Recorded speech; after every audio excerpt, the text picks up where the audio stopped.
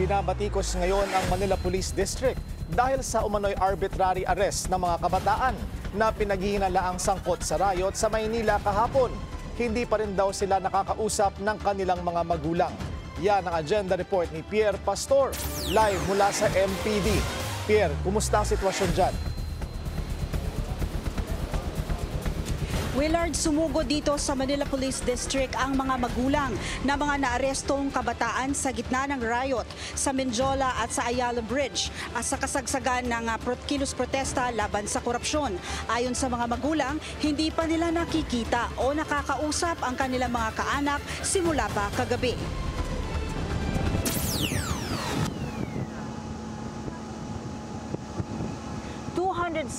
ang arestado kahapon, 127 dito ay adults, habang 89 ay minors at 24 sa mga ito ay below 12 years old.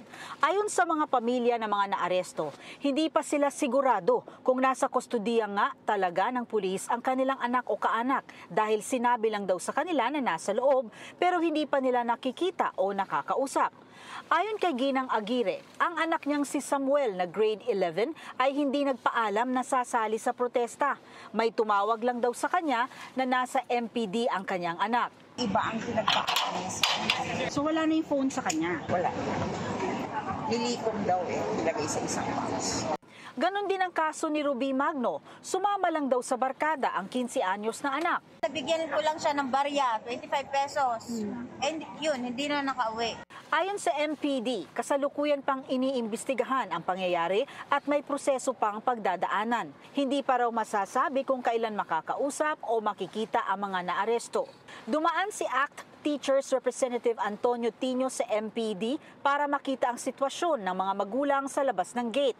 Sinabi niyang may nalalabag ng karapatang pantao ang PNP dahil sa hindi pagpayag na makausap ang mga naarestong mga kabataan.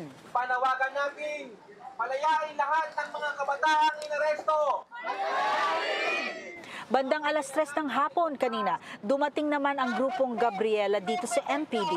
Kinukundina din nila ang sa palagay nila ay pagmamalabis ng police force at arbitrary arrest sa mga kabataan sa gitna ng riot.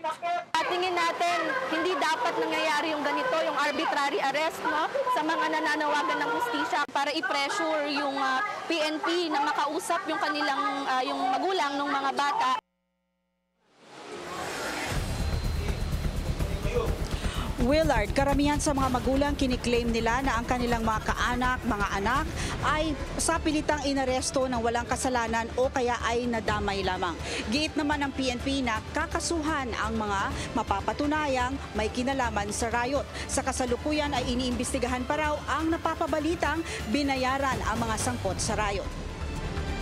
Willard. Pierre, may napansin ka bang kasamang mga abogado itong mga magulang o may mga nagpresenta kayang mga volunteer lawyers para katawanin itong mga minor de edad at least? Yes, Willard, meron ng mga abogado ang mga naarestong mga kabataan at hinihintay pa kung ano ang mangyayari sa kasong ito. Alright, maraming salamat sa iyo, Pierre Pastor, nag-uulat ng live mula sa Manila Police District.